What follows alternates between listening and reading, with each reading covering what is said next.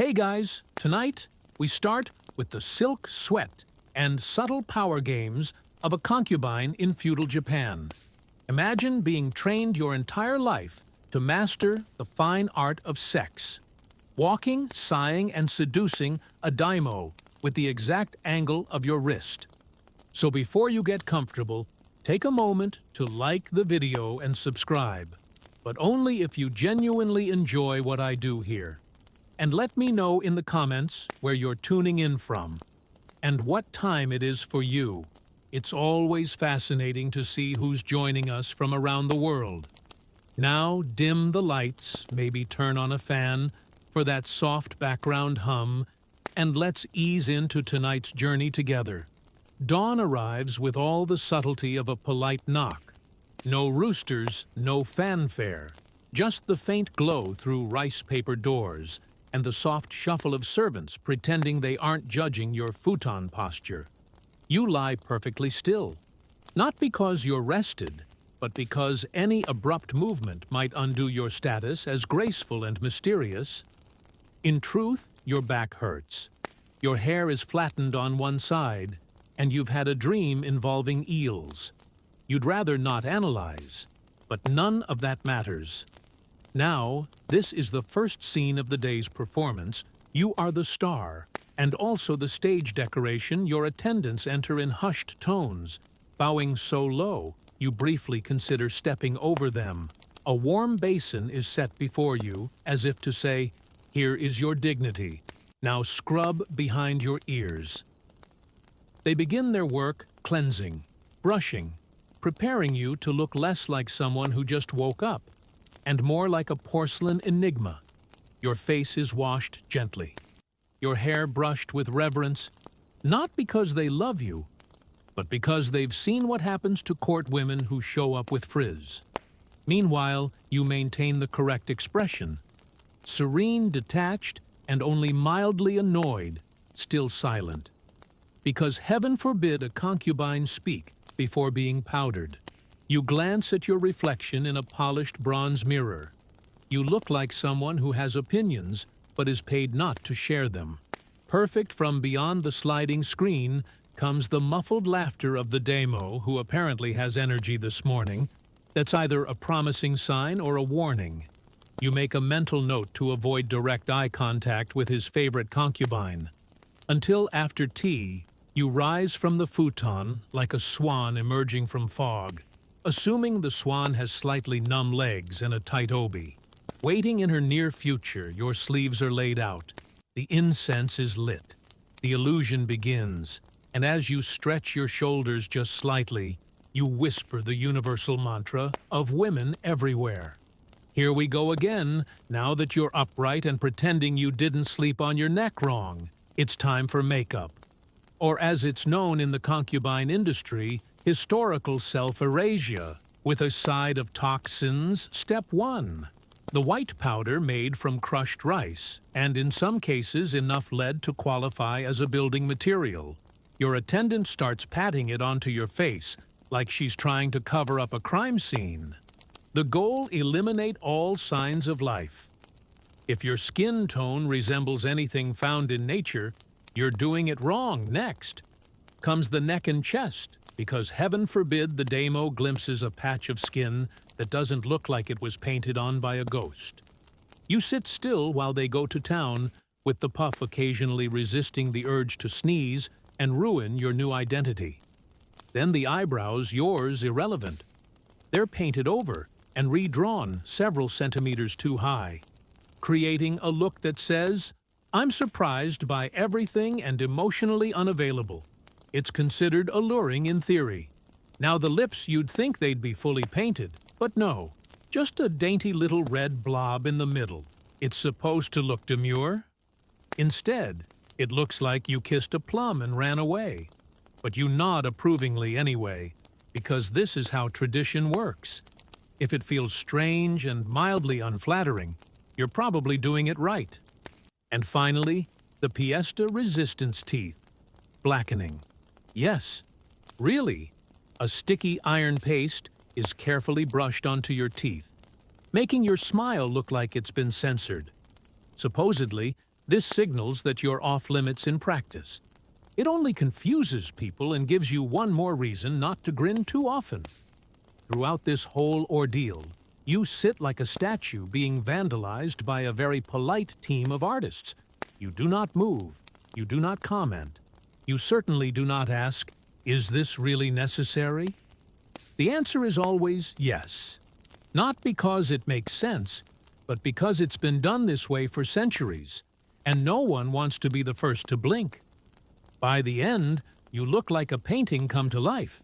If the painting was done by someone who hated skin and liked drama, after being powdered into an emotionally distant kabuki mask. It's time to get dressed. And by dressed, we don't mean slipping into something comfortable. We mean willingly entering a fabric-based endurance challenge, Step 1 under layers. These are the breathable cotton pieces meant to stop your fancier garments from fusing with your soul during summer. They do not succeed, but at least they give you the illusion of ventilation. Next come the inner robes, decorative, symbolic, and entirely unnecessary, except that they're absolutely required. Each one must be put on in the right order, or your social status drops faster than a clumsy geisha on ice color combinations, entirely coded. For example, dark red over pale green means elegant but mysterious, while white over gold says, "Please don't talk to me before tea." Then there's the outer kimono, heavier, shinier, much less forgiving by now. Your sleeves are long enough to smother a rival concubine if needed, which incidentally is why no one stands too close during morning prep. And finally, the obi, the sash that ties it all together and quietly tries to murder your spine. It's pulled tight enough to remind you you're not allowed to breathe freely until sunset. A well-tied obi can say many things: refinement, poise, and the quiet desperation of someone one sneeze away from full collapse. You don't dress yourself. Of course, you stand still, while two attendants wrap, fold, tug, and adjust you like they're trying to make origami out of a human being. They don't speak. They just occasionally grunt when something doesn't lie flat. That grunt means hold your arms higher. You learn the language by the time they're done. You've lost all feeling in your ribs, but you look magnificent, like a walking imperial scroll with passive-aggressive eyes. And the real kicker: this is your daily outfit. You don't even have plans. You might just sit in the garden pretending to read poetry all day. But you must look like you're ready for a royal portrait or a spontaneous seduction, which, to be fair, is not off the table. You're fully dressed now, which is impressive considering you're wearing more fabric than a small pavilion tent. Time for breakfast, or as it's known in concubine circles, an exercise in restraint posture and not accidentally dipping your sleeve in the miso. You're seated on a cushion, legs tucked properly beneath you, which is charming if you're a folding fan, but a nightmare. If you have knees, a tray is placed in front of you, precisely arranged: a bowl of rice, a sliver of grilled fish, 3 pickled vegetables, and a miso soup that looks like it's judging you. The portions are small because you are not here to bulk up. You are here to appear ethereal and faintly underfed, the way all good romantic metaphors do. Your job is to consume just enough to avoid collapsing, but not enough to imply you enjoy food. If you chew too enthusiastically, someone will raise an eyebrow if you ask for seconds. Someone will raise a scroll. Eating is done silently. No slurping, no sighing, and definitely no face contortions. Even if the pickled plum just sucker punched your mirrors, everything must be graceful. A ballet of chopsticks and disappointment. Your kimono sleeves are enormous, so each bite involves a level of spatial awareness, usually reserved for sword play. You develop techniques: tuck the sleeve under your forearm, lean slightly sideways, pray. It doesn't drag through the soup and send a wave of fermented tofu across the tatami. All the while attendants hover quietly. They won't say anything, but they're watching. Not in a creepy way. More in the "we'll gossip about this later" way. Every blink is noted. Every missed grain of rice is mentally catalogued under mild embarrassment. You finish bowl lightly and set your chopsticks down with the kind of reverence usually reserved for sacred relics. Breakfast complete. Was it satisfying emotionally? No, nutritionally questionable, but spiritually. You feel lighter. That could be the food. Or the fact that your OB is slowly cutting off circulation to your spine. Either way, you're ready for the next part of your day, which, spoiler alert, mostly involves waiting. Now that you've been powdered, robed, and fed, something roughly the size of a toddler's snack, it's time for the concubine's primary daily task, waiting. But not just any waiting. Elegant waiting. Waiting that whispers, "Yes, I'm entirely free this afternoon," but in a powerful way. You can't roam the estate freely. Heavens? No, that's how scandals happen. Instead, you sit in your designated space, a tastefully minimal garden room with a painted screen, a bonsai tree, and a strategically placed view of a koi pond that hasn't done anything interesting since last autumn. You sit, you wait. Occasionally, you adjust your posture. So it looks like you're contemplating eternity, not fighting off a leg cramp. You're not allowed to look impatient. That's for merchants and wives. Concubines wait like they're doing you a favor. This wait could last 10 minutes or 5 hours. The daimyo may summon you or not. He might be with another woman, or reading war poetry, or just napping with his head on a very expensive pillow.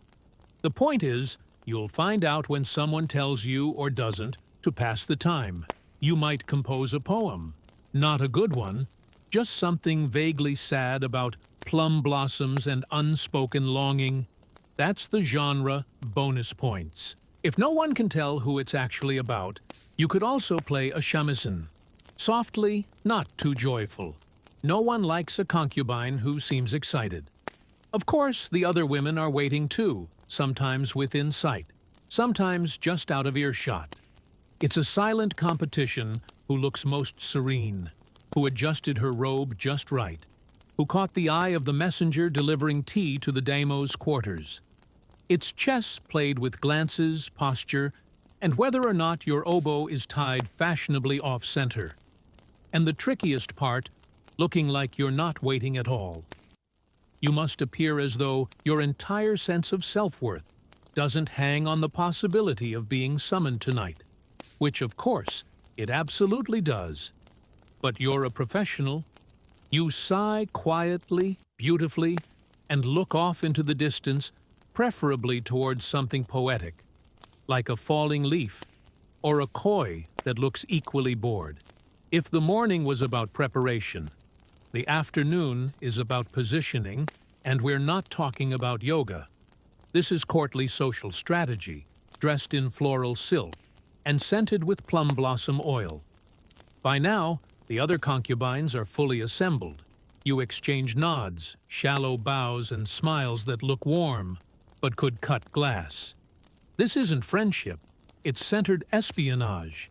Everyone's watching, listening, and very quietly, trying to destroy each other's reputations without ever raising their voices. The room is calm. The tension is floral. The topics of conversation are trivial by design. Lady Aiko's calligraphy has improved translation. She used to write like a drunken monk. The daimyo seemed very peaceful this morning. Translation. He didn't summon you, did he?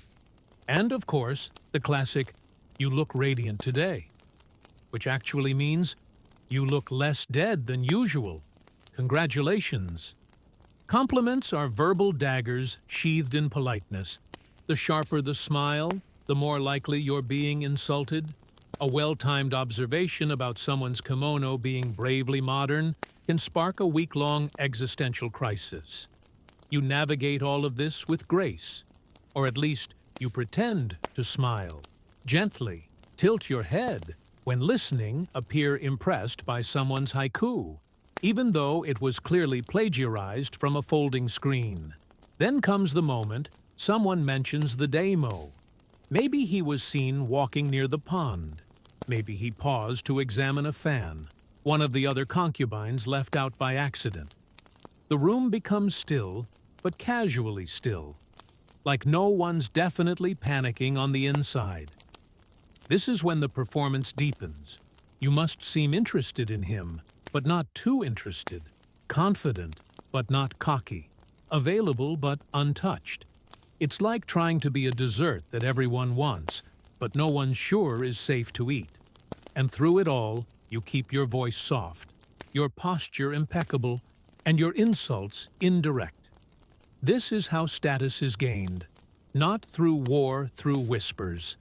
And if you leave the room with even one rival, doubting her sleeve choice, her poem, or her scent, you've done well today. You haven't been summoned yet, but hope springs eternal and also sweats discreetly under 12 layers of silk. So as the sun crawls past its highest point, and you've survived another round of eye contact diplomacy, it's time for your just in case, bath not mandatory, just highly recommended. In the same way, it's recommended. You don't smell like anxiety and pickled radish when entering a daimyo's private chamber. The bathhouse is quiet, steamy and filled with the faint scent of yuzu peels, and pressure you undress with your attendant's help. Because most concubines cannot single-handedly escape the labyrinth of ties, folds, knots, and moral restrictions that come with formal kimono wear, once disrobed, finally free of the human upholstery. You step into the hot water for a brief moment. You are no one, not a symbol, not a strategy, just a sweaty woman in a tub, wondering if she shaved her legs evenly enough for an aristocrat with questionable eyesight. You scrub, but not aggressively. There's a technique to this. You want to be clean, not desperate. A light scent is applied, nothing too floral. You're not trying to smell like a geisha with something to prove, just alluring enough to imply you own your own. Fan hair is re-oiled, skin is dusted, feet are checked for calluses, because yes, even your heels must be ready for inspection by men who haven't clipped their toenails since the last rice harvest. And all this might be for nothing. You may not be called. You may go back to your quarters and reapply all your powder, just to sit perfectly still while composing emotionally vague poetry about ducks. But if he does summon you and you show up smelling like stress and raw tofu, scandalous, so you bathe, you prepare, you become soft and subtle and ever so mildly flammable with incense oil, because being ready is part of the game, even if the invitation never arrives. And besides, the best revenge on the other concubines looking better than they do, while not even trying it, doesn't happen with trumpets. There's no scroll unrolled by a herald, no dramatic gong the summons. When it finally comes, arrives the way most terrifying things do in high society. Politely, a soft knock, a bowed messenger, a single phrase his lordship requests, your presence translation, you've been chosen. Also, you have 20 minutes to mentally prepare repowder and spiritually detach your attendants, spring into action. You, meanwhile, attempt to look neither smug nor nauseous. After all, this is a compliment. Possibly, it could mean he favors you, or it could mean his favorite is annoyed with him, and you're the understudy. Either way, tonight, you're on stage. First comes reapplication. A fresh layer of powder to mask the existential dread, a tiny touch of rouge to say alive but mysterious, and a careful adjustment of your outer kimono. You switch to the more expensive one, the one with cranes embroidered in flight, because nothing says I'm worth undressing slowly, like symbolic birds in gold thread. Next, the hair, already perfect. But you go over it again, just in case you add a comb, not too flashy, and dab a little extra yuzu oil behind the ears, You smell like restraint and citrus ambition. As you walk toward his private chambers, the hallway stretches endlessly. Every step is measured not too fast, not too eager. You are a river, not a waterfall behind closed doors. Rival concubines pretend not to notice, but they do. Oh, they do. You reach the inner room. A screen is slid open. You bow deeply, elegantly. You're not nervous, just incredibly aware of every inch of your body, and whether or not your lips are smudged. He greets you or doesn't. Either way, you smile faintly. You're now in character, a favorite, a diversion, a muse for the evening.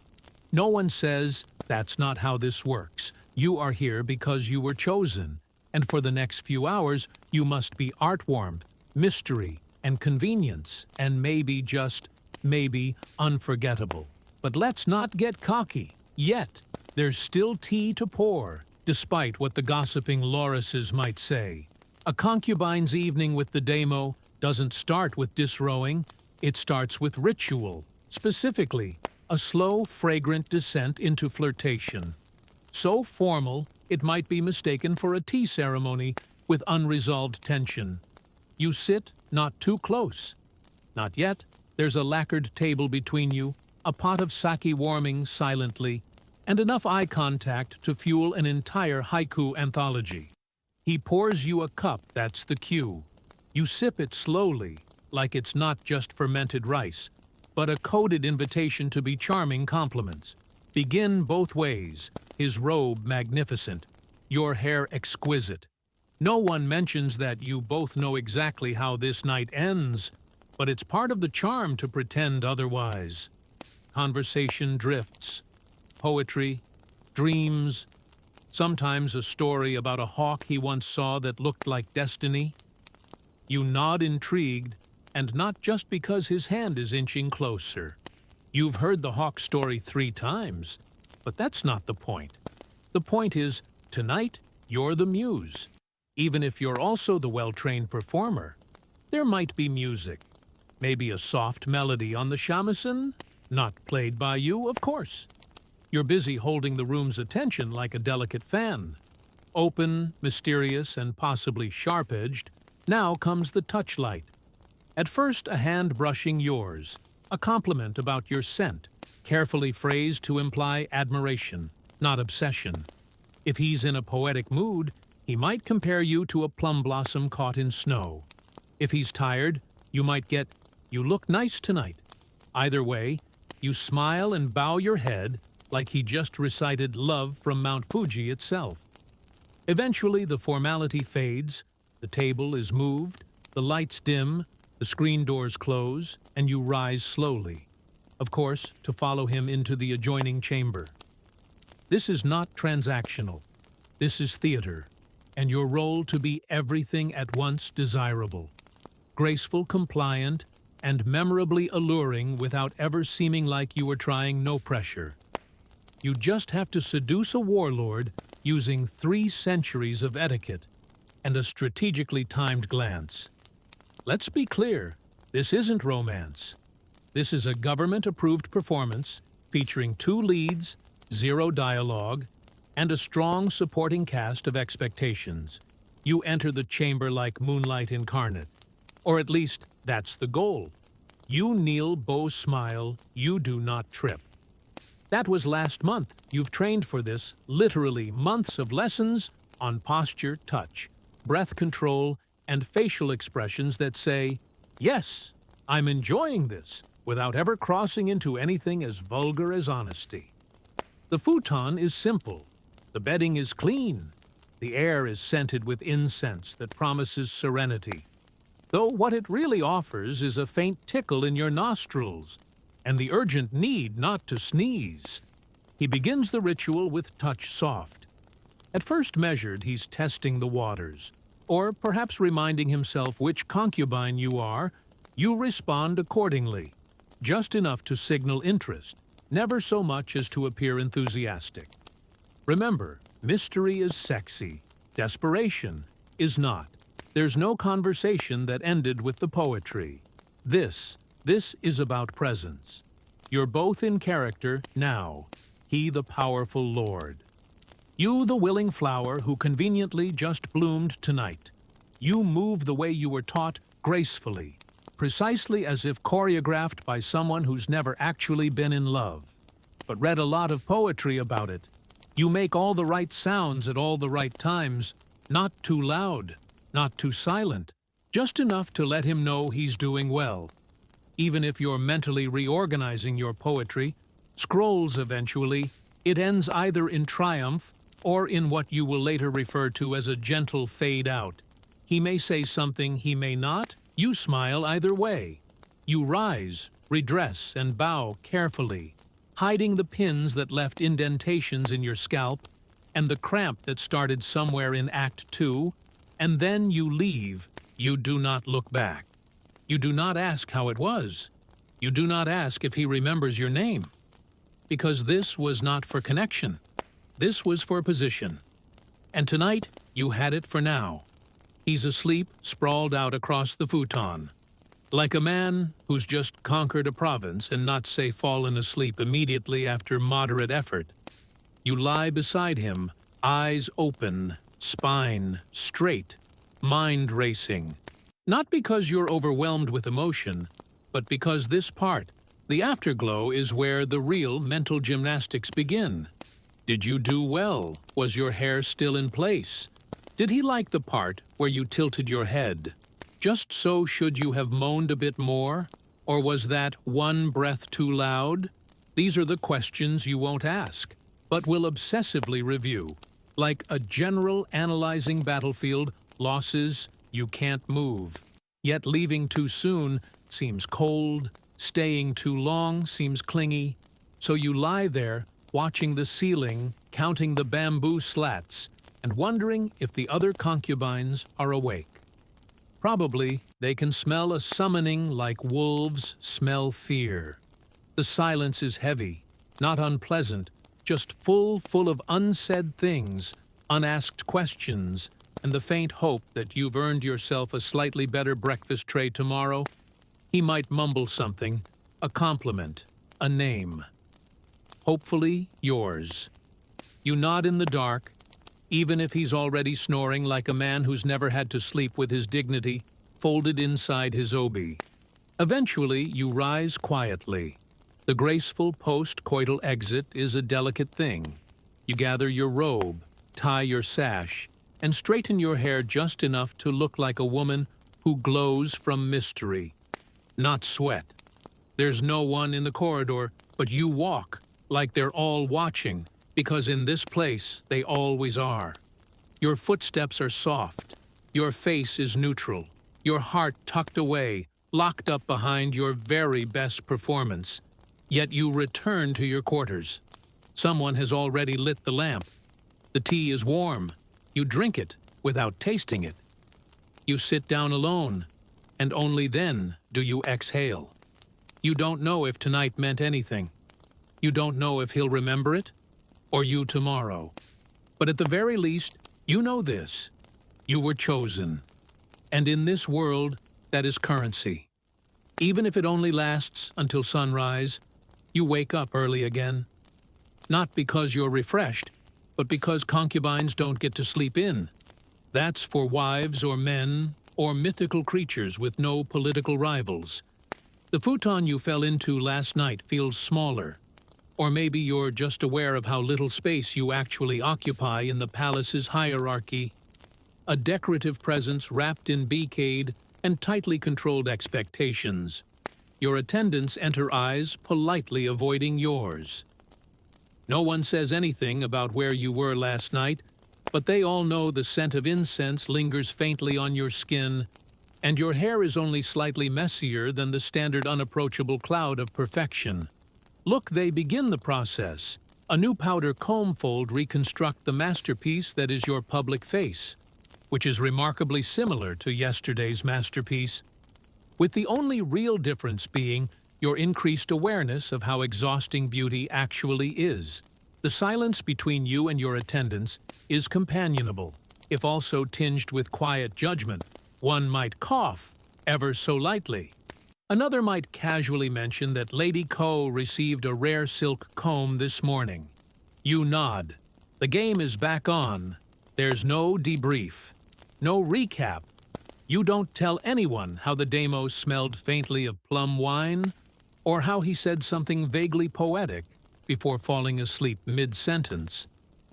You certainly don't mention that you're now second-guessing every moment of eye contact that would be unseemly. Instead, you sit once again in your chamber, composed, refined, preparing for another day of passive warfare disguised as floral arrangement, critiques, and shamisen practice. You sip tea, you write half a poem, you stare at a crane outside the window and wonder what it feels like to fly away from all of this while wearing only one layer of clothing. By now, news will have traveled. Everyone knows you were summoned. Everyone is recalculating, including you, because that's what being a concubine really means. Balancing emotion with calculation, intimacy with strategy and desire, with absolute silence. You smooth your sleeve. You breathe today. You are not the favorite, but you are still. You just need functioning intuition and a decent understanding of passive-aggressive phrasing. Within an hour of sunrise, your name has floated through at least 3 courtyards, 2 tea rooms, and a suspiciously loud flower-arranging session. No one says it directly. Of course, they say things like, "How radiant Lady so-and-so seems this morning," which means she's glowing because she got chosen, and we're all pretending not to notice. I wonder if his lordship prefers traditional poetry or livelier company these days. Translation, she probably recited something dumb and still got picked unbelievable. You hear these things in passing snippets, whispered behind fans or dropped into casual conversations like little poison seeds. It's impressive in a way, like watching trained assassins throw shade with floral metaphors. Your job, stay quiet, say nothing, smile faintly the way a cat does when it knows something you don't. Because engaging in gossip is risky, but being the target of gossip and reacting fatal. So instead, you vanish a little. You take longer walks. You sit slightly further from the group. You practice your calligraphy with such focus that people begin to wonder if you're either deeply enlightened or quietly scheming either way. Good, because in the concubine arena, invisibility is a superpower. The loud ones get noticed, the noticed ones get envied, and envy here is basically a decorative dagger in a silk sheath. You respond to barbed compliments with kindness, so polite, it's insulting. "Oh, you think my robe is too elaborate. Thank you, it was a gift." Smile, bow exit, the scene. You survive on restraint timing and the occasional knowing glance that suggests you could destroy someone if you cared enough. And while others scramble for proximity to power, you perfect the art of subtle distance. You don't need to always be in the spotlight because you were already in it once. It starts subtly, fewer glances, slower. Summons one day, the maid forgets your favorite incense.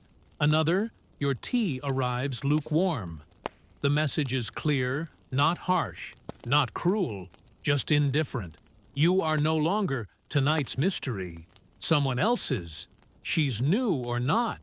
Maybe she's just had a glow-up and a conveniently timed poem. Either way, she's suddenly the focus. The fan of attention has turned, and it's not pointing at you. You handle it like a professional. No complaints, no dramatics, just a slightly longer pause before bowing to the daimyo, and an almost imperceptible tightness in your smile when someone says, "Isn't it lovely how youthful Lady Hana looks these days?" Of course it is. Youth is so charming. So temporary now comes the test. Can you stay poised while being quietly replaced? Can you fold your hands and compliment your successor's hairpin, while mentally calculating how long she'll last before she trips over her own ambition? This is the unspoken part of the job. Not just being chosen, but being unchosen gracefully.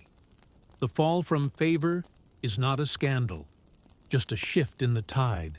You're still in the palace, still dressed like a painting, still performing, but the spotlight has moved, and now you have to survive in the shadows, without looking like you care. You still show up to the garden, still compose poems, still sit perfectly still during afternoon tea, while everyone tries to read into the way your cup trembles. But the truth is, you do care. Of course, you do not just for him, but for the position, the validation, the tiny power that came with being the center of a very controlled universe. And now you are a supporting character in someone else's story, but you're still here, still powdered, still composed, still waiting.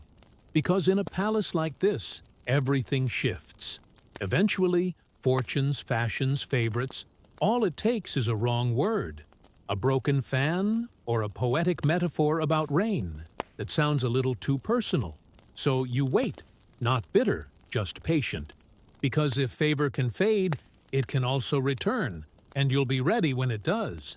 Eventually, the paint comes off, not just the white rice powder you wear like armor, but the performance, the posture, the careful pauses between each word.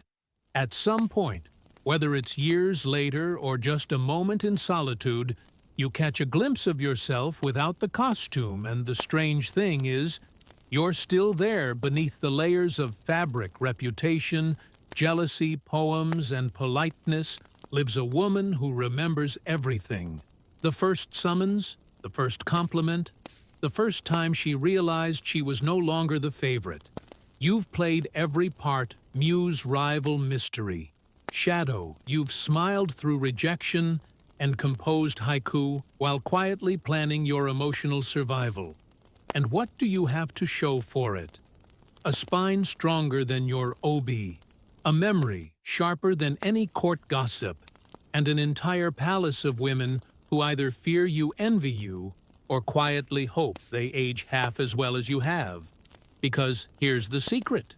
No one talks about concubines age. They fade, but they also endure.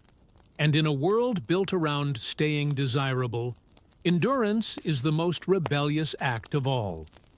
You no longer rush to the mirror when the messenger arrives. You no longer wonder if your hair is pinned at the right angle for seduction. Some days you skip the full makeup ritual and just sit by the koi pond. Because sometimes watching fish do nothing feels more honest than trying to look like a poem. You still dress in silk, yes, but now you wear it for yourself.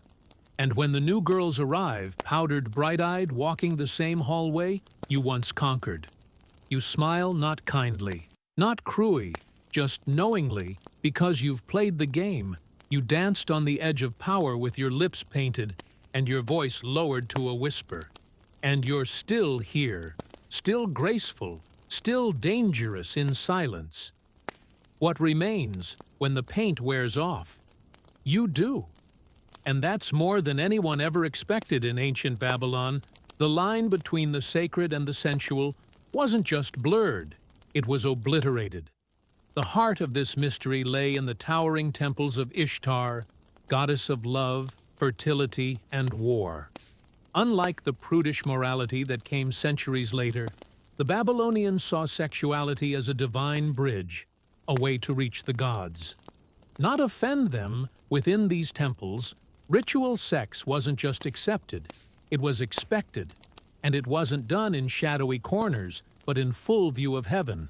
According to ancient sources, particularly Herodotus, that tireless gossip of the classical world, every Babylonian woman at least once in her life was required to present herself at the temple of Ishtar. There, she would wait adorned in perfume and prayer, until a stranger approached her and tossed a silver coin into her lap. The goddess's price, no woman could refuse the act. Itself, sex with a man she didn't know was not seen as scandalous, but sacred, a public sacrifice of her body for the good of the cosmos. The temple was not a brothel, not in the way we understand it. It was more like a stage where religion and desire played out rituals older than kings, and the women who served there. The Nadu weren't lowly. Many were priestesses or daughters of nobility, cloaked in silks and mystery. Their duties were spiritual, ecstatic, and yes, sexual. The idea was simple and utterly radical by engaging in sex under the gaze of the gods. Fertility was invoked, divine favor was won, and cosmic order was maintained. The land would bear crops, the rivers would flow, wombs would swell. It wasn't sin, it was sacred ecology. But let's not romanticize it entirely. Even in antiquity, not everyone agreed with this so-called sacred sex.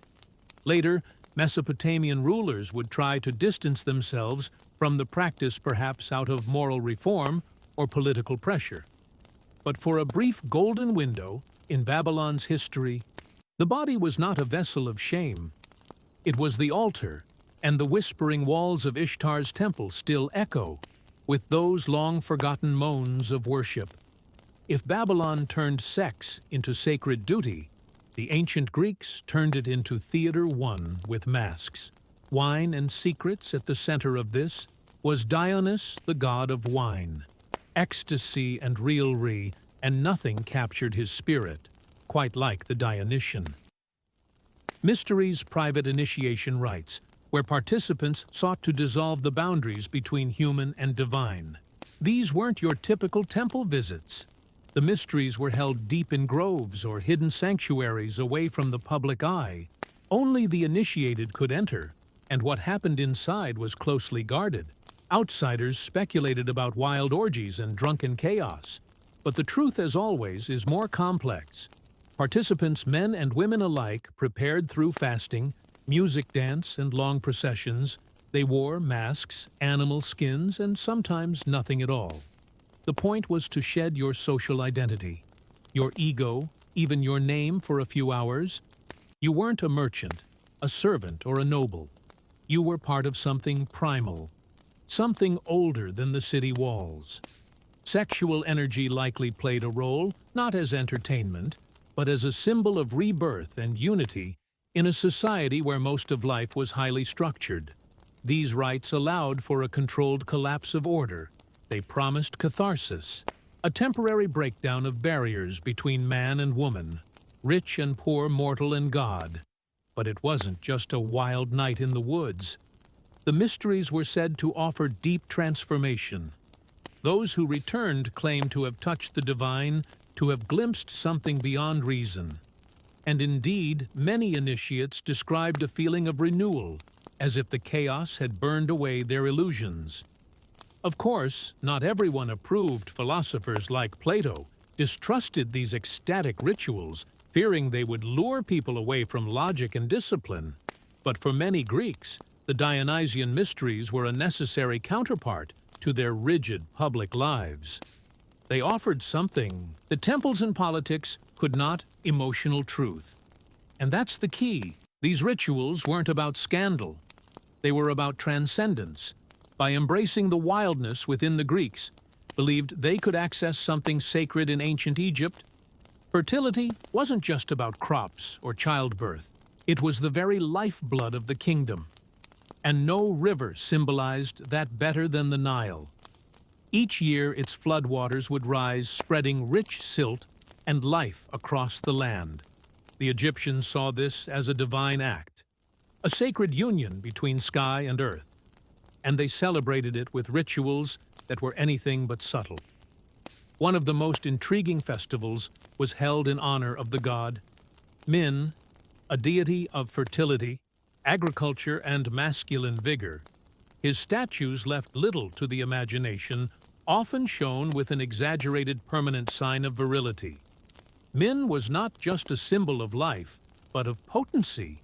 At his annual festival, crowds would gather to watch the pharaoh himself participate in a ceremonial harvest, cutting the first sheath of grain as an offering to the god. But this wasn't just a farming event. Dancers would perform nude or scantily clad, celebrating the beauty of the human body and its role in creation, ritual chants, rhythmic drumming, and incense created an atmosphere that blurred the line between spiritual exaltation and sensory pleasure.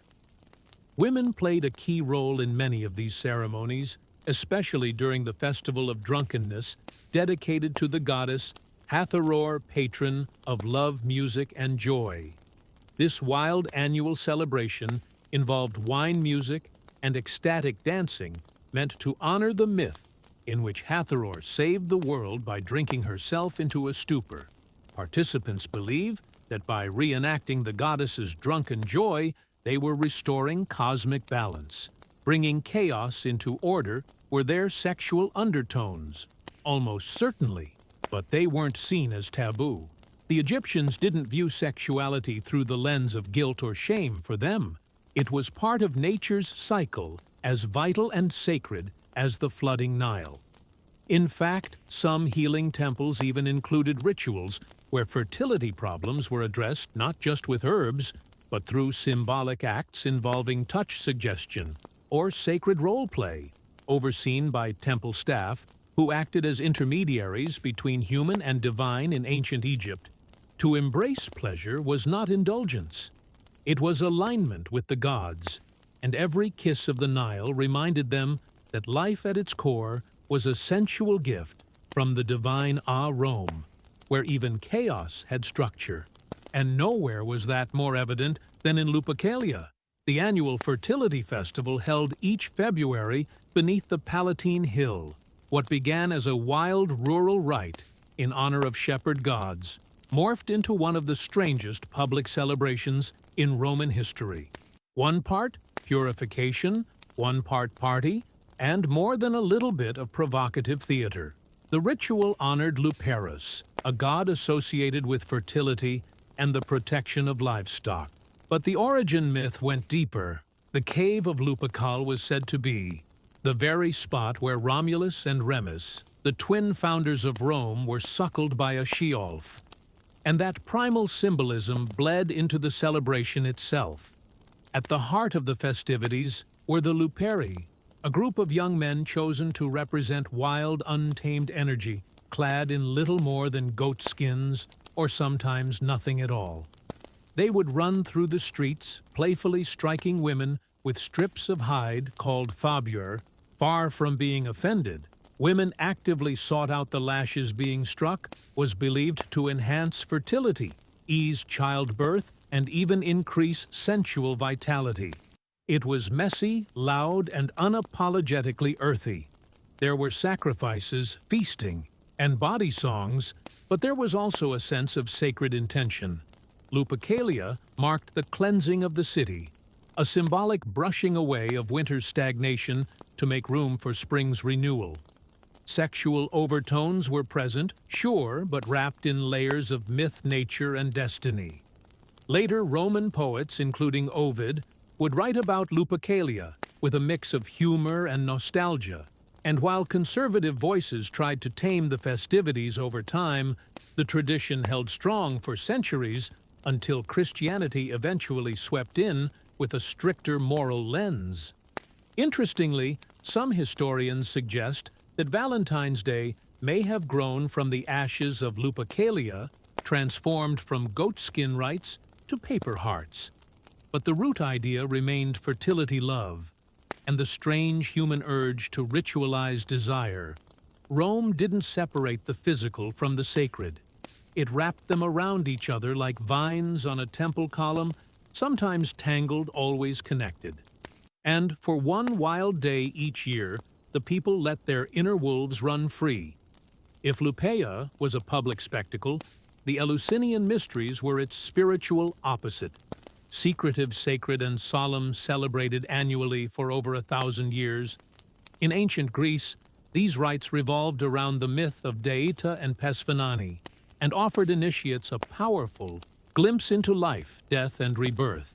But beneath the poetic myth and theatrical silence, some scholars believe the ceremonies may have included symbolic, perhaps even sensual elements, cloaked in allegory. Held in the sanctuary of Eleusis, just northwest of Athens, the mysteries drew thousands of participants from philosophers to farmers.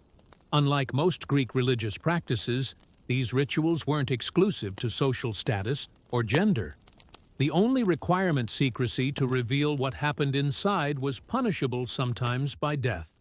The rites centered on the story of Persephone, the maiden abducted by Hades and taken to the underworld. Her mother, Data, goddess of agriculture, mourned so deeply that the earth itself withered. Their eventual reunion symbolized the return of life in spring and the hope of life after death. What does that have to do with sex? Potentially everything. The myth itself is deeply symbolic: abduction, descent, reunion, and fertility. Some scholars argue that the secret climax of the Eleusinian Mysteries involved a dramatic reenactment, possibly including a ritualized union between actors playing Persephone and a divine male consort. Whether literal or purely symbolic, the experience was said to be overwhelming, emotionally, psychologically, and perhaps physically. Participants fasted, walked in torchlit processions, drank a mysterious potion called kaikon, and entered the telesterion, the inner chamber where the final rites occurred. Whatever they saw in that space left them forever changed. Many described it as a moment of enlightenment, an intimate encounter with divine truth. No one ever wrote down what happened. That's how deeply the vow of silence was respected. The Eleusinian Mysteries weren't about pleasure for its own sake. They were about transformation. The possibility that sensuality and divinity might meet not in opposition, but in union, in a world where death was a constant presence. Eleusis offered hope that perhaps through darkness came light, through descent return, and through sacred union eternal renewal, while Western rites often wrapped sensuality in myth or secrecy. Ancient India took a more direct and more spiritual approach. Enter Tantra, a complex, often misunderstood tradition that regarded sexual energy not as a sin, but as a sacred force, a divine spark that, if harnessed properly, could lead to enlightenment. Tantra is not a single religion or doctrine. It emerged across various schools of Hinduism and Buddhism, evolving over centuries at its core. However, is the belief that the physical and spiritual worlds are not separate to reach the divine. One doesn't escape the body. One fully inhabits it. Some tantric sects developed intricate rituals designed to transform everyday acts, eating, breathing, even intimacy, into paths toward liberation. Among the most famous and most controversial of these were the tantric sex rites, which involved carefully structured encounters between partners. These weren't about indulgence.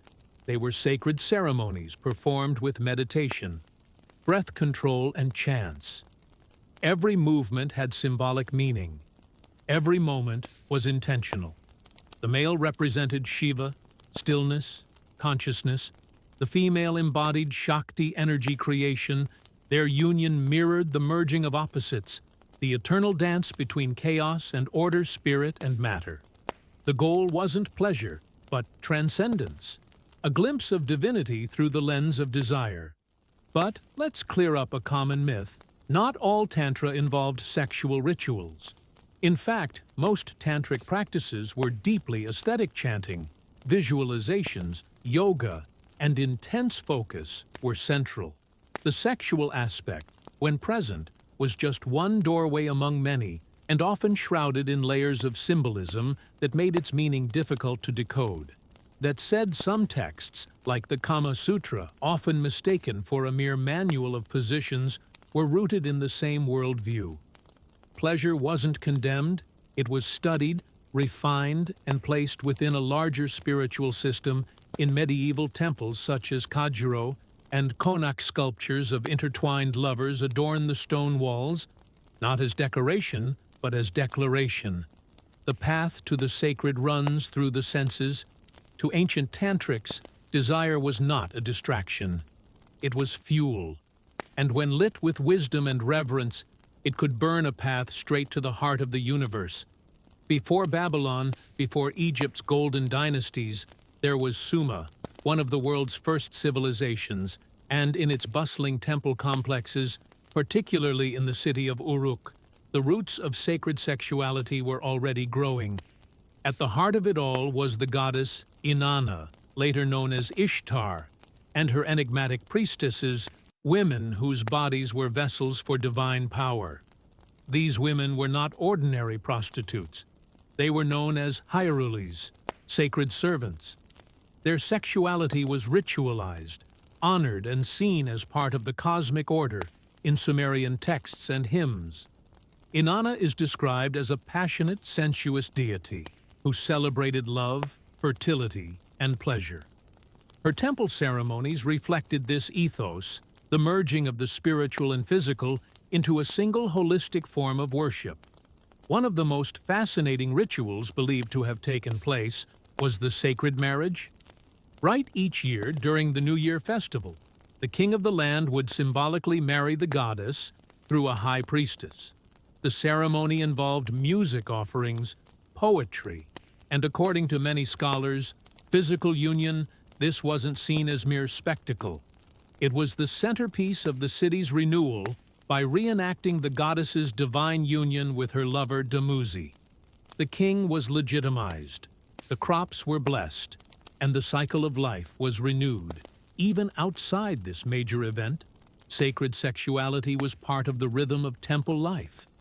The priestesses of Inanna were trained in music, dance, incantation, and the arts of love for those who sought spiritual purification or divine favor.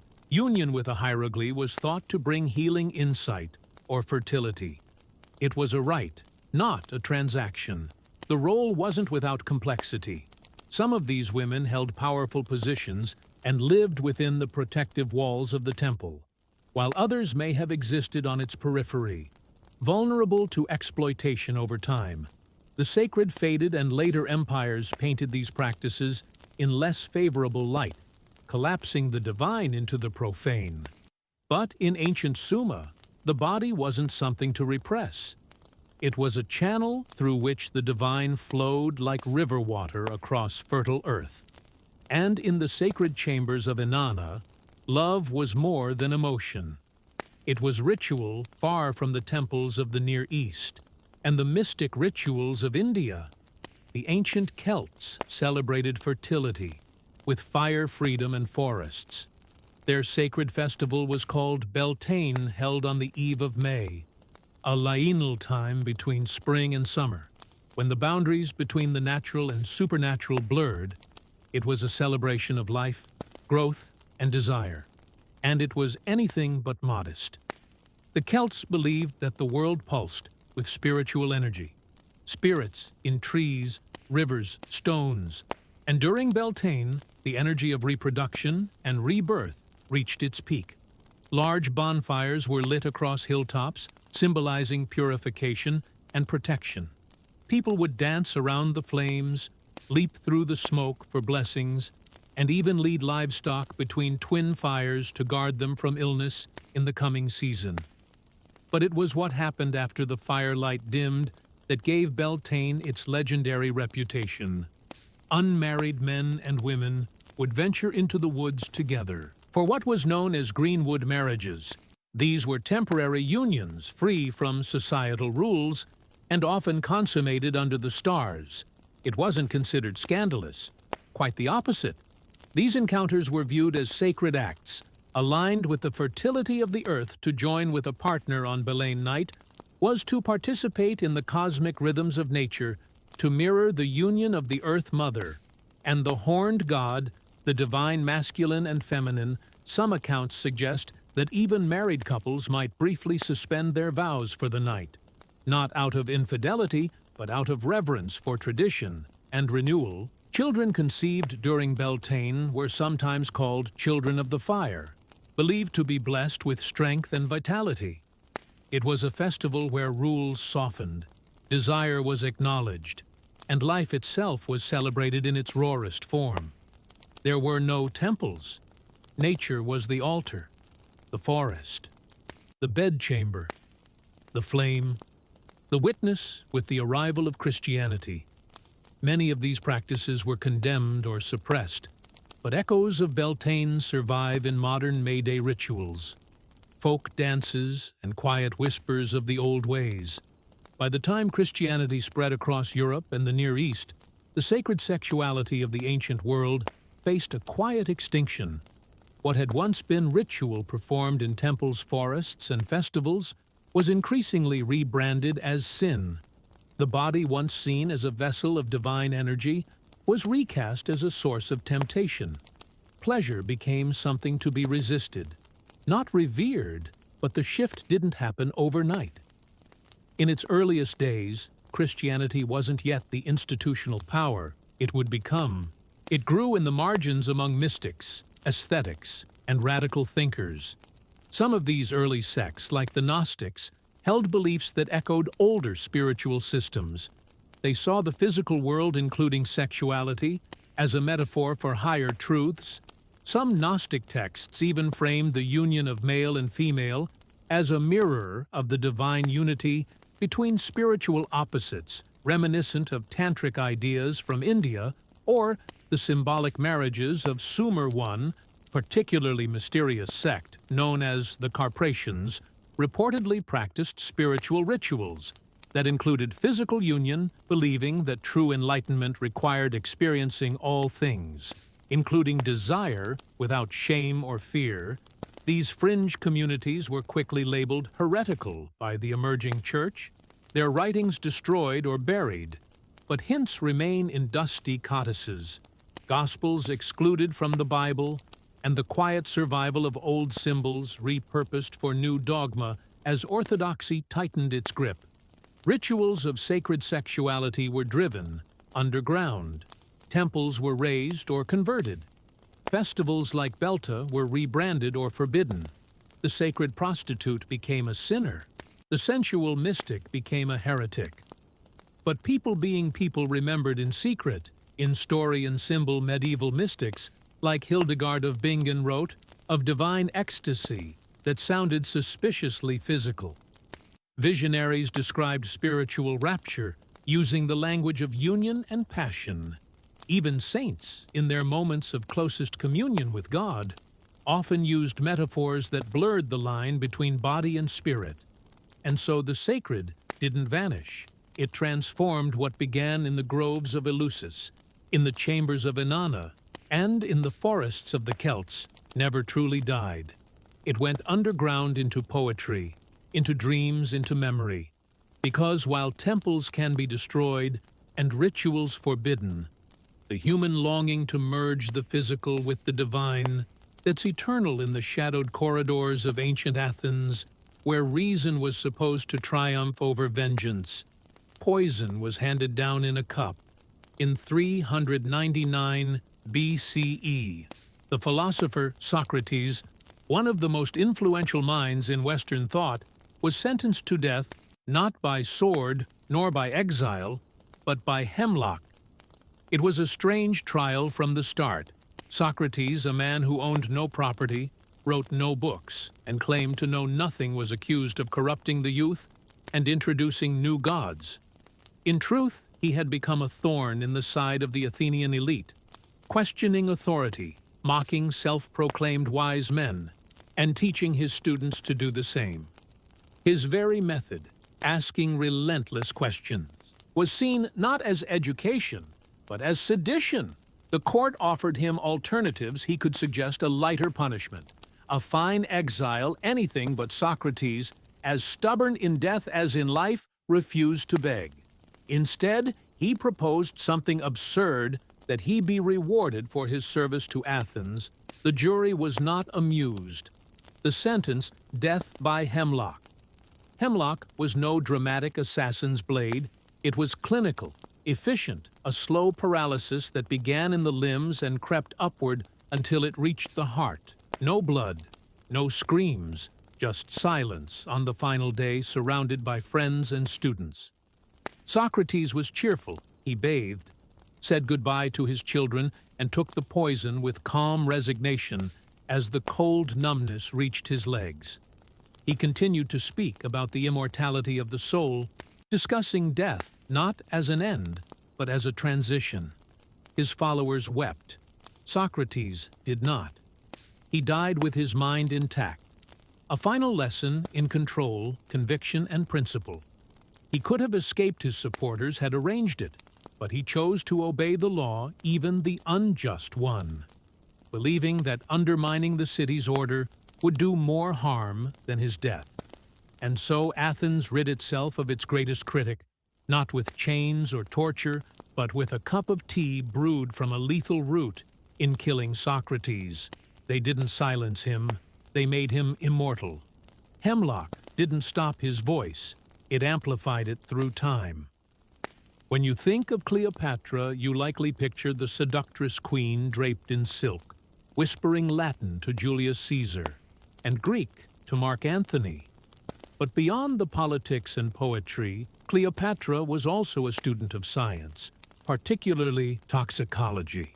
She wasn't just beautiful, she was dangerous in ways few suspected. As ruler of Egypt, Cleopatra had access to one of the greatest libraries of the ancient world. And within those scrolls were secrets not just of the stars and gods, but of poisons, venoms, and their effects on the body and mind. She reportedly maintained a personal laboratory and even conducted experiments on prisoners, testing various concoctions to observe which toxins killed quickly, which caused agony, and which left no trace. She wasn't cruel for the sake of cruelty in her world. Poison was politics. It was preparation. Cleopatra didn't trust blades or battles to do the job, when a drop of venom could be faster, quieter, and more precise. Assassination by poison was the scalpel in the toolkit of rulers, and Cleopatra was a surgeon. She studied nightshade, strick, 9 hemlock, and 8. She experimented with mixtures of snake venom and herbs. Some poisons caused hallucinations, others mimicked illness. Some killed within moments. Others took hours, allowing time for confessions or blame to be redirected. And then, of course, there's the ASP, the snake she supposedly used to end her own life. Legend says that when Octavian, later Augustus Caesar, conquered Egypt, Cleopatra refused to be paraded through Rome as a captive. Instead, she clasped an aspid venom to claim her. But even this death is debated. Some historians believe she may have swallowed a fast-acting poison hidden in a hairpin or ointment. After all, Cleopatra would have known which poisons caused convulsions and which brought a graceful death.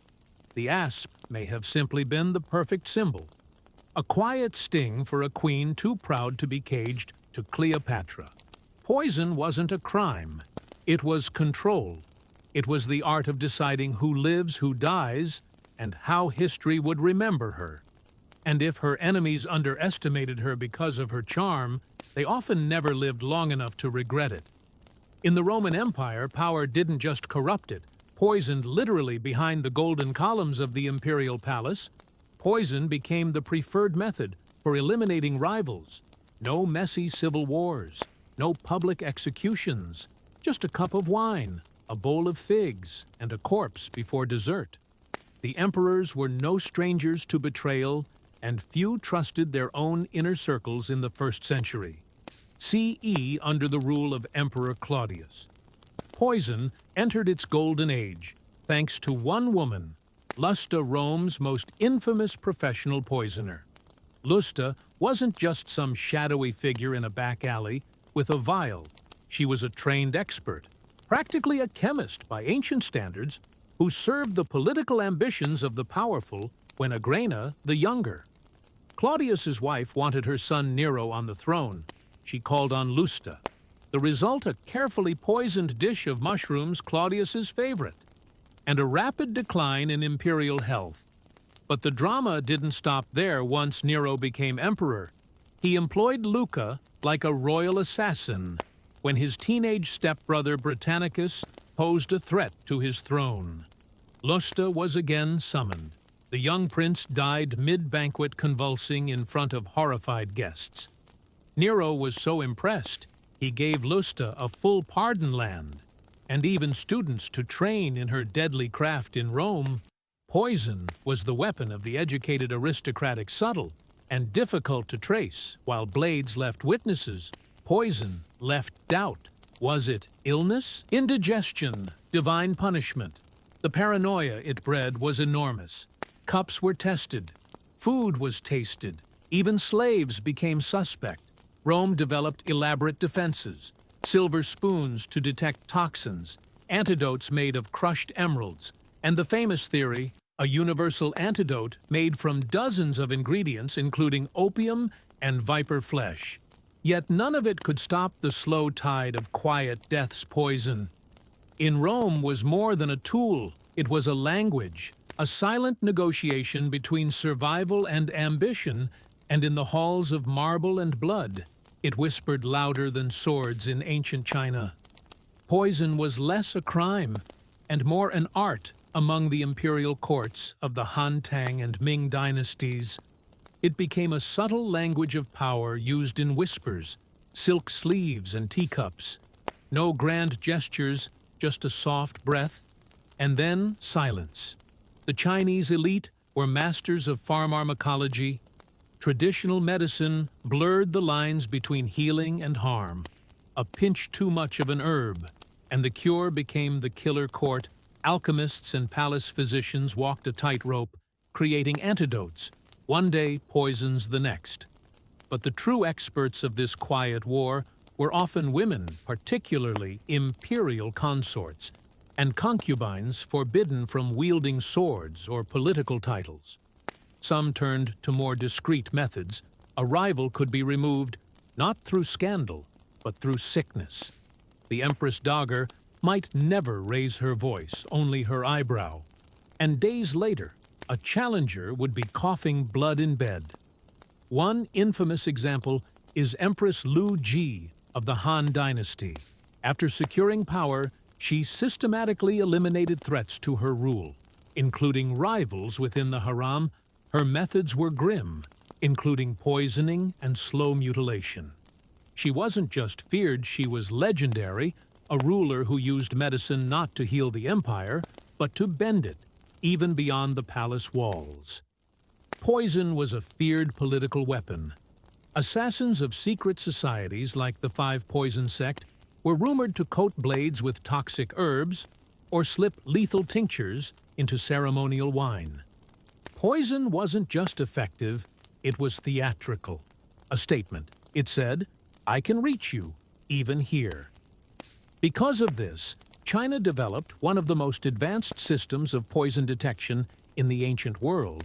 Officials tested meals with silver chopsticks, believing they would tarnish in the presence of arsenic. Imperial kitchens became mini laboratories, not just for flavor, but for safety. In China, poison wasn't impulsive, it was precise, ritualistic, a chess move, not a brawl. And though rarely seen, it ruled dynasties just as surely as emperors did in the ancient courts of India. There existed a tale so chilling it sounds like mythology, yet appears in royal texts, legends, and political treatises. These were the Vishakanas, or poison maidens, women whose very bodies were said to be lethal, not because they carried daggers, but because they were the dagger. The legend says that certain young girls chosen at a very early age were slowly fed minute doses of poison, day after day. Drop by drop, their bodies would build immunity, but in turn, their blood, sweat, and even breath became toxic to others, especially lovers. A kiss from a Vishakana, it was said, could mean death. Intimacy wasn't passion, it was execution. This practice allegedly began under Chanaka, the cunning strategist and royal advisor to Chandragupta Maurya, around the 4th century BCE. Chanaka was a firm believer in espionage and psychological warfare, according to the Arthur Shastra, an ancient political manual attributed to him. Poison was not just a tool of war, it was a tool of statecraft. Enemies could be seduced and slain. Without raising a single sword were the Visha, real that still debated. Some scholars think they were metaphorical symbols of seductive danger or cautionary tales against courtly temptation. Others argue there may have been real attempts to create such assassins through gradual poisoning, a practice known in Ayurveda and ancient medicine as vishakrama. Even if they were legend, the fear they invoked was real. Foreign dignitaries were warned, meals were tested, and any beautiful stranger arriving at court might be seen not as a gift but a threat. In silk poison in India wasn't always hidden in goblets. Sometimes it wore jewelry, smiled sweetly, and danced in royal courts. And this idea that beauty could kill fed centuries of intrigue, suspicion, and countermeasures. What made the Vishakana myth so terrifying wasn't just the poison, it was the intimacy of the danger. Death didn't ride into battle, it leaned in close and whispered. If ever a king saw threats in every shadow, it was Herod, the great ruler of Judea, under Roman authority in the 1st century.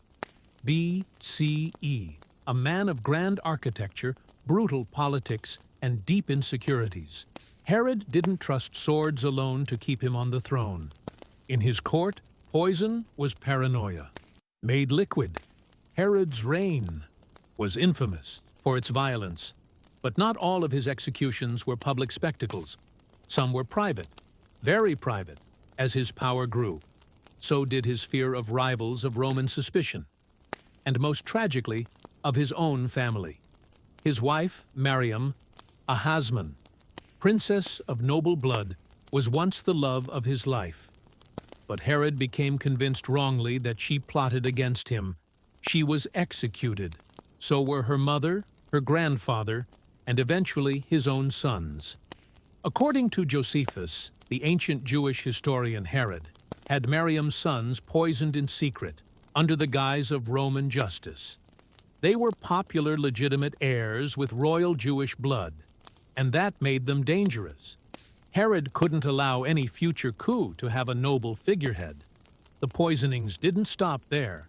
Herod used informants, interrogators, and yes, poisons to quietly eliminate anyone who even appeared disloyal. Ministers, servants, relatives. Some were drugged to induce confessions. Others were simply removed with no explanation. Their illnesses blamed on divine wrath or bad air poison allowed Herod to rule with surgical cruelty. It didn't stir public unrest, like crucifixions or beheadings. It was clean, it was discreet, and it sent a message. No one was untouchable, not even those who shared his bloodline. Herod's obsession with poison extended beyond assassination. In his final days, racked with disease and madness, he feared his own death would go unmourned. He ordered that prominent Jewish leaders be gathered and executed upon his death to ensure there would be national grief. Thankfully, that order was never carried out. But the paranoia that filled his court had long poisoned his legacy in the grand halls of Pipolis, amid golden columns and carved reliefs of warriors and lions. Another battle was unfolding, one not of armies, but of whispers and goblets, in the Achaemenid Empire, where kings ruled continents. Poison became a tool of refinement, elegant, deadly, and often invisible.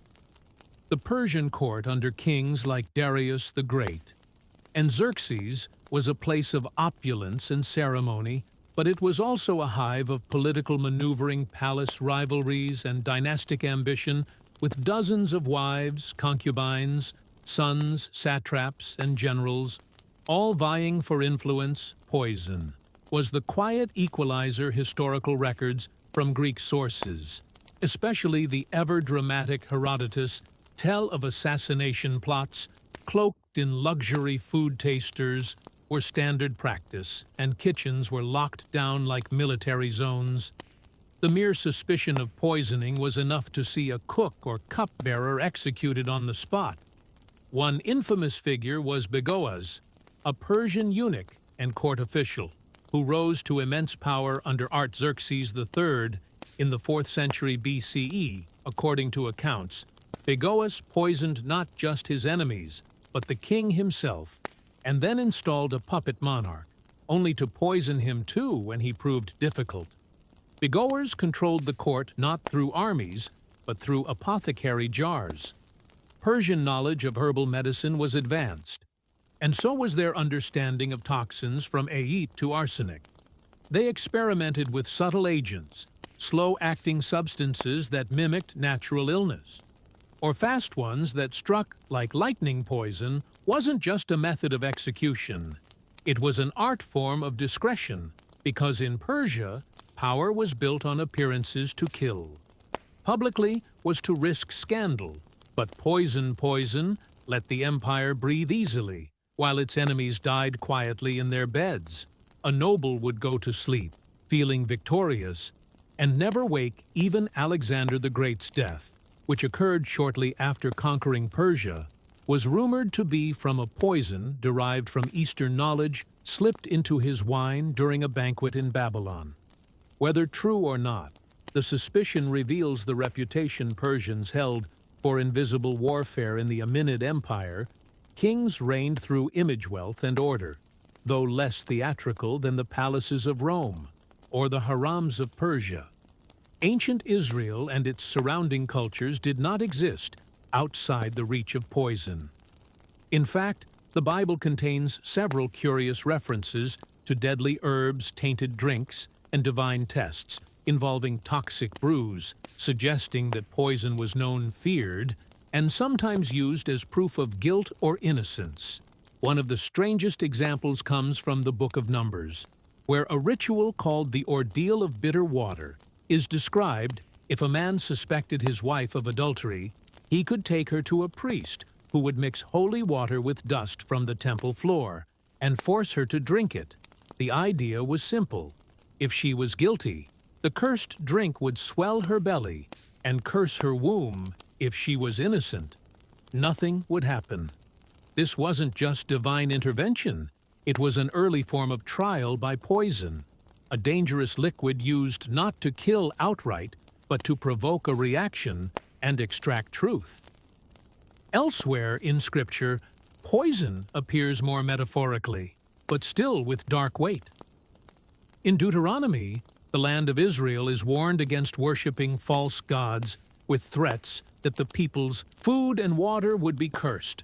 Gall and wormwood, both known in antiquity for their bitterness and toxicity, in Job poison is compared to injustice. And in the Psalms, the wicked are said to have poison under their tongues, a symbol of deception and deadly intent. There's also Herod, who appears in the New Testament, and whose reputation for poison we covered earlier, linking biblical history with the greater story of toxic politics in the ancient world. While we don't see dramatic assassinations by poison in the core biblical texts, the awareness of its power was certainly there. The Hebrews lived among empires where poison was a courtly art, and they adapted their own legal and spiritual interpretations to fit that dangerous reality across the empires of antiquity. From the halls of Athens to the sands of Egypt, from the palaces of Rome to the forests of India, one weapon remained universal: elegant and terrifying poison. It required no army. It left no battlefield. It killed without noise, without witnesses, and often without blame in an age where brute force ruled the public square. Poison was the preferred tool of the private war. The conflicts fought behind curtains in bedrooms, banquet halls, and temples. It was a political equalizer, a whisper of death where a shout might bring chaos. But poison was more than a method. It was a message in ancient times. To die by the sword was honorable. It meant you were a threat worth confronting openly. To die by poison, however, was something else entirely. It meant someone close to you, someone trusted, had made a choice. Poison always involved betrayal: a servant, a spouse, a cupbearer, a family member. It turned every bite into a gamble, every goblet into a test of loyalty. The ancient world respected poison's subtlety. Philosophers saw it as a symbol of fate, of punishment, of power, disguised as grace. Religions invoked it as divine judgment, and rulers used it to maintain the illusion of peace, while quietly rewriting their bloodlines. What makes poison so enduring is its paradox. It is at once cowardly and clever, invisible yet unforgettable. It doesn't just kill the body. It erodes trust, leaves suspicion, and casts long shadows on legacies even today. Its mythology lingers. The hemlock of Socrates, Cleopatra's asp, the poisoned figs of Claudius, the Vishakhas of India. These are more than deaths. They are parables, reminders that in the theater of power, the deadliest actors are often those who never take the stage. Poison has no face, no voice, no armor. But in ancient history, it shaped dynasties, rewrote successions, and whispered through every corridor of power. It was, and still is, the perfect assassin. It all began with wood dust and ingenuity along the banks of the Nile in ancient Egypt, land of pyramids. Priests and precision protecting one's possessions was more than practical. It was symbolic, whether it was grain stored for famine, papyrus scrolls hidden in temple chambers, or treasures entombed with a pharaoh. Access had to be controlled, and for that, they invented something revolutionary. The pin tumbler lock, dating back as early as 2000 BCE. These were the world's first known mechanical locks carved entirely from wood. The device was rudimentary by modern standards, but conceptually brilliant. The lock consisted of a horizontal bolt that slid into a frame to secure a door. The bolt had holes drilled into it, and when it was pushed into place, a set of vertical pins dropped down into those holes from above. Locking it shut to unlock it, you needed a key, but not just any key. This early Egyptian key was a large wooden instrument, often resembling a toothbrush with pegs. When inserted into the lock top, the key lifted the pins out of the bolt holes, allowing the bolt to slide open. No brute force, no chisel, just design and gravity. This was more than just a gadget. It was a philosophy of protection for the Egyptians who believed in order Mahat over chaos. Is fed the idea of regulating access of closing. A chamber of choosing who enters and who does not, carried deep-meaning locks, were used in homes, temples, and tombs. Pharaohs were buried with sealed chambers, sometimes with locked doors and false passages. Security wasn't just about possessions, it was about eternity. What's astonishing is how familiar this technology feels. The basic pin and key concept behind the wooden Egyptian lock still exists in modern metal locks. Today, pins dropping into holes, keys lifting them into alignment. It's a 4,000-year-old idea, unchanged in principle. Though the wooden mechanisms eventually decayed, and few original keys survived, the design was so effective, it spread. It whispered its way from Egypt to the Greeks, then to the Romans, and eventually the rest of the world.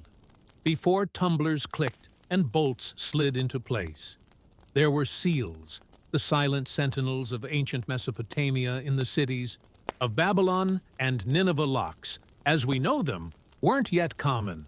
But the people of Mesopotamia had already developed a remarkably effective way to secure, authenticate, and restrict access. Their solution wasn't mechanical, it was symbolic.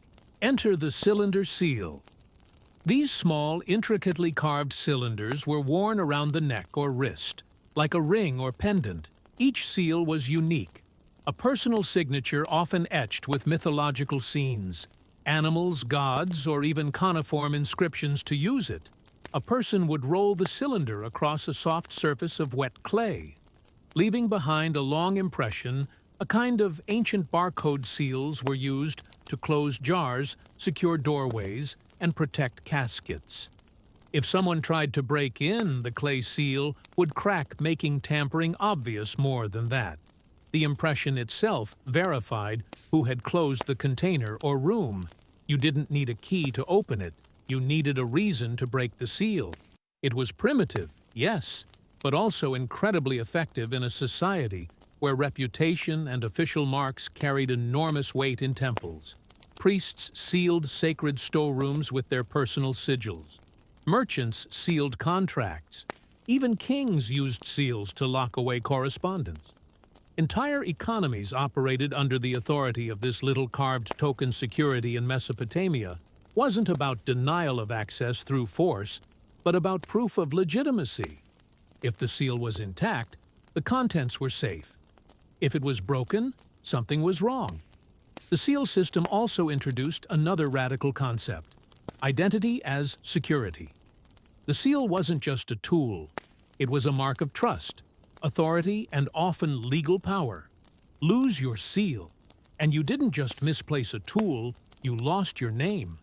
It's no exaggeration to say that these cylinder seals were the earliest form of two-factor authentication, not a password, not a PIN, but a physical artifact that said, "This is mine, and only I have the right to open it."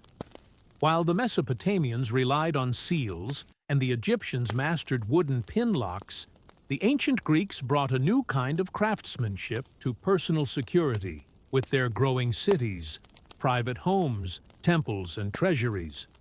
The Greeks began to develop more compact, durable, and practical locking mechanisms, and with them came the rise of the locksmith.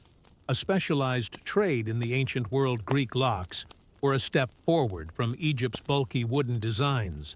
They often used metal components, though many parts were still fashioned from wood due to resource constraints and cost. The most common form was the bolt lock, where a sliding bar fit into a catch or groove in the door frame.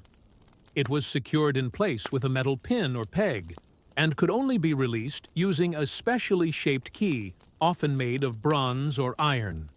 But Greek keys weren't the small pocket versions. We know today these were long L-shaped rods, sometimes nearly as long as a human forearm. To unlock the door, the key was inserted into a vertical keyhole and used to lift and manipulate internal pins or pegs, allowing the bolt to slide free.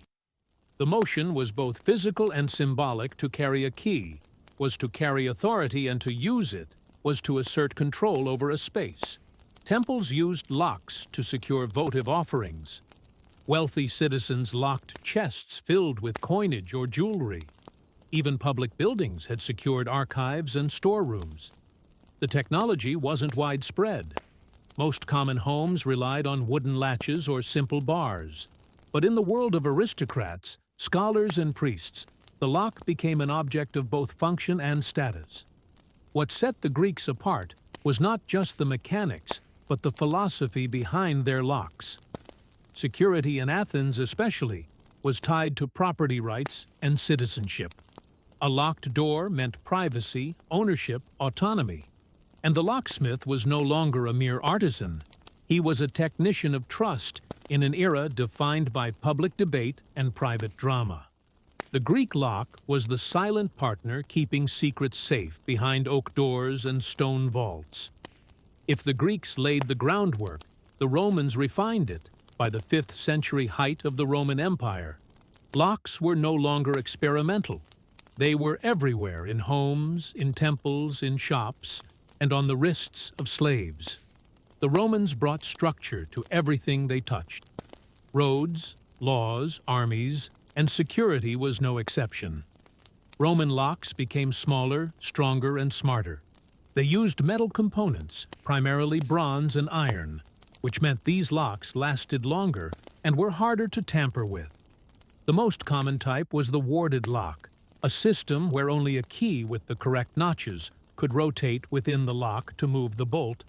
The wards were fixed internal obstacles, and if your key didn't have the right cuts, it simply wouldn't turn. This led to the invention of the skeleton key, a stripped-down key that could bypass the wards in simpler locks.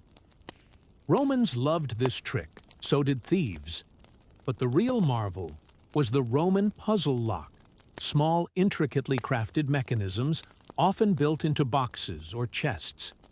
These locks required not just the right key, but sometimes a sequence of movements or pressure points to unlock. Some even used false keyholes to throw off would-be intruders. These were the ancient world's version of a combination. Safe Roman keys themselves were often small and elegant, sometimes worn as rings, a convenient blend of utility and jewelry. It was common for Roman citizens to wear their keys on their fingers as a status symbol. If you had a key, it meant you owned something worth locking up. Interestingly, some locks were also placed on slave collars, marked with inscriptions like, "If found, return to master." These locks weren't protecting treasure. They were enforcing ownership chilling, but a reminder that security in Rome wasn't always about valuables, it was also about power. The Roman Empire's approach to locks wasn't just practical, it was personal. Keys were made to fit your lock and no one else's. They protected not just gold, but letters, heirlooms, recipes, and sometimes secrets. While the West refined its keys and bolts, the East was quietly crafting elegant mechanical marvels of its own. In ancient China, lockmaking wasn't just a matter of utility. It was a reflection of balance, precision, and sometimes even spiritual harmony. By the Zhou dynasty, around 100 BCE, Chinese artisans were producing all-metal locks, often made from bronze and later iron. These were compact, portable, and mechanically sophisticated, unlike the large visible systems used in Egypt or Greece. Chinese locks were designed to be discreet and efficient, often built into chests, cabinets, and even gates. The most iconic form was the Chinese padlock, or suo. These were usually barrel-shaped or rectangular, with a flat key inserted from one end inside a series of spring-loaded tumblers, or pins would align when the right key was inserted, allowing the bolt to slide free. Sound familiar? It should. The pin tumbler design mirrored the same logic the Egyptians had pioneered centuries earlier. But the Chinese took it further by miniaturizing it and improving durability.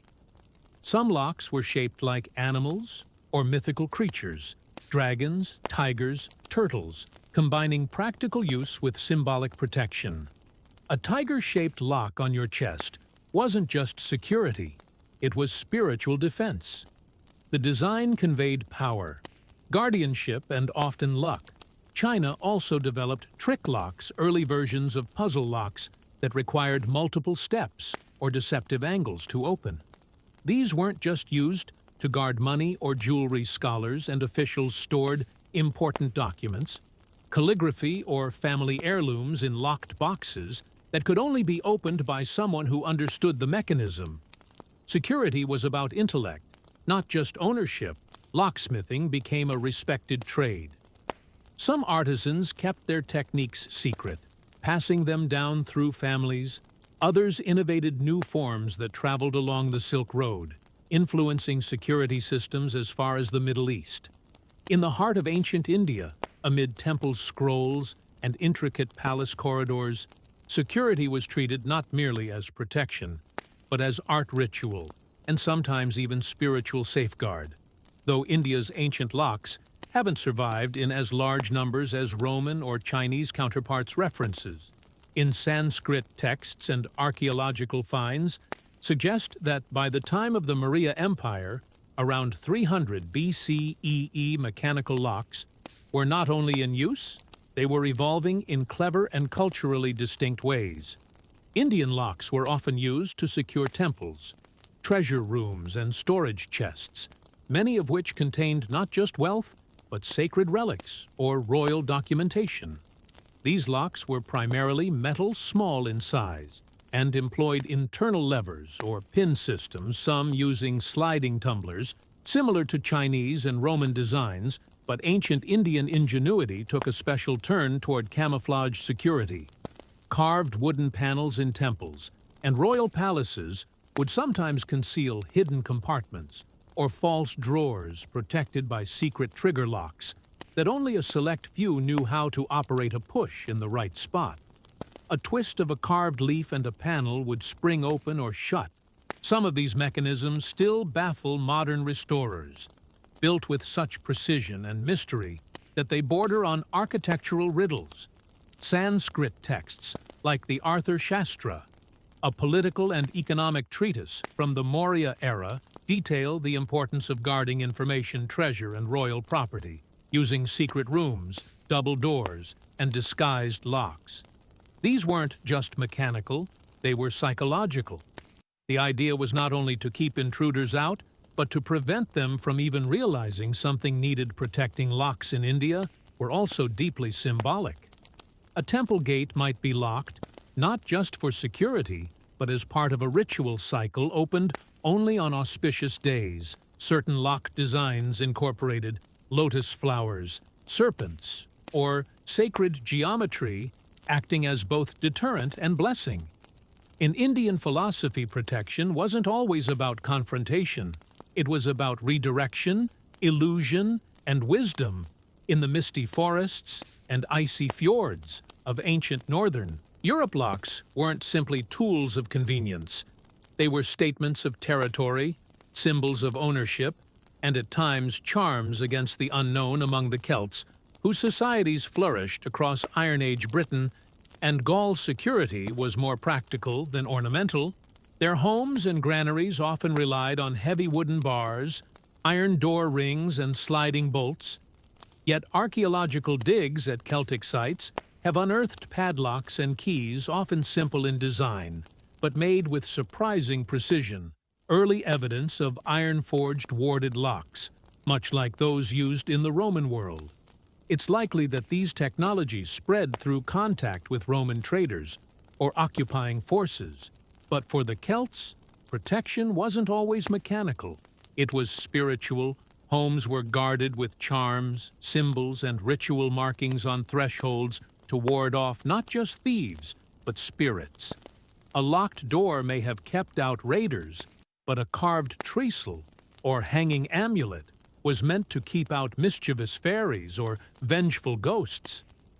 In their worldview, security wasn't just physical, it was cosmic. The Norse, too, took locks seriously, especially when it came to storage and seafaring. Viking ships and chests were often equipped with iron padlocks designed to withstand weather, theft, and sabotage. Some Norse keys were found with burial goods shaped like serpents' axes, or even miniature Thor's hammers. These were both functional tools and symbols of authority. To carry a key was to own command and protect women. In Viking society, often held the keys to the household. Quite literally, archaeological finds show women buried with elaborate key rings and belt-hung lockpicks. In a way, the key wasn't just about entry, it was status, trust, and identity. Interestingly, Norse mythology itself touches on locking and unlocking. The gods used runes to seal doors, and certain spells were designed to bind or unbind fate, echoing the symbolic power of locks beyond the physical world. So while the North may not have had the ornate puzzle locks of Rome or the philosophical elegance of China, their locks told their own story, one forged in iron tradition and superstition. As the Western Roman Empire crumbled, the Byzantine Empire rose in the east, carrying forward Roman engineering and its love for locks. But Byzantium didn't just preserve ancient designs. It refined them, combining Roman mechanics with Eastern elegance, while passing on security technology into the Islamic Golden Age. Byzantine locks were often miniature masterpieces. Their padlocks shaped like animals' crosses or abstract patterns were made from bronze or iron and used advanced ward systems that required precisely cut keys. Many Byzantine locks incorporated rotating bolts, spring-loaded mechanisms, and false keyholes, laying the groundwork for modern puzzle locks. The tradition of wearing keys as badges of status continued. Bishops and abbots often carried ceremonial keys to churches and archives, emphasizing access as sacred privilege. But it was in the 1800s Islamic caliphates, especially during the Abbasid era, that the science of security blossomed into both art and innovation. Building on knowledge from Persia, India, Greece, and Rome, Islamic craftsmen elevated lockmaking to a highly respected trade. The Abbasids, ruling from Baghdad, developed extremely sophisticated lock systems, some with 4 or 5 internal levers, intricate tumblers, and even early combination mechanisms. Their padlocks were both beautiful and cunning. Brass locks shaped like lions, fish, or birds were not only functional, they were statements. Arabic inscriptions often adorned the sides praising Allah or stating the owner's name, fusing faith identity and security. Islamic scholars also wrote treatises on mechanical devices. Al-Jazari, the 12th century Muslim inventor, famously documented dozens of mechanisms, including water clocks and automatic locks, some of which involved complex gears and hidden triggers. He is often regarded as one of the earliest mechanical engineers in history, and many of his principles still inform lock-making today. Meanwhile, Islamic markets and palaces relied on these evolving locks to secure everything from treasure chests and religious relics to library doors and merchant stalls. In a time when science and theology walked hand in hand, a well-made lock wasn't just protection. It was a reflection of divine order and human mastery. By the end of antiquity, locks had evolved far beyond bolts and bars. They had become symbols of civilization. Itself, tools that reflected a society's values, fears, and ambitions, whether forged in iron, carved in wood, or hidden behind sacred geometry.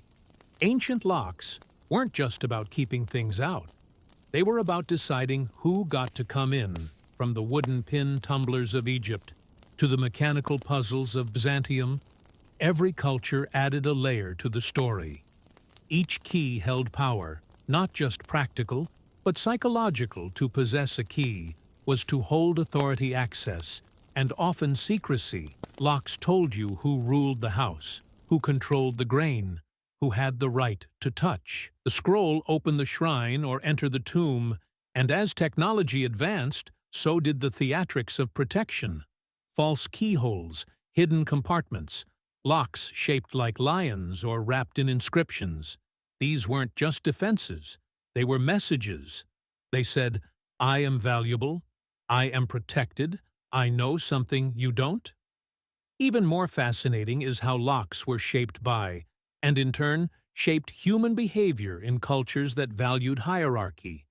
Locks reinforced boundaries. In societies with fluid trade and diverse populations, they protected marketplaces, homes, and temples from mistrust and theft in religious systems. They safeguarded the sacred not just from humans, but from the impure, the unworthy, the uninitiated. And then there's the paradox. The more advanced locks became, the more lockpickers followed. Just as every civilization developed better security, others learned how to bypass it.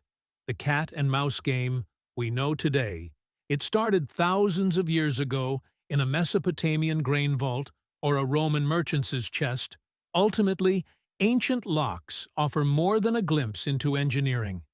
They give us insight into the human condition, our desire for safety, our tendency towards suspicion, our need to draw lines between public and private, and our relentless drive to protect what we value.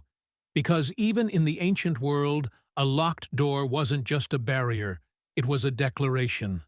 A quiet, enduring whisper that said, "This matters, this is mine, and only I may open it."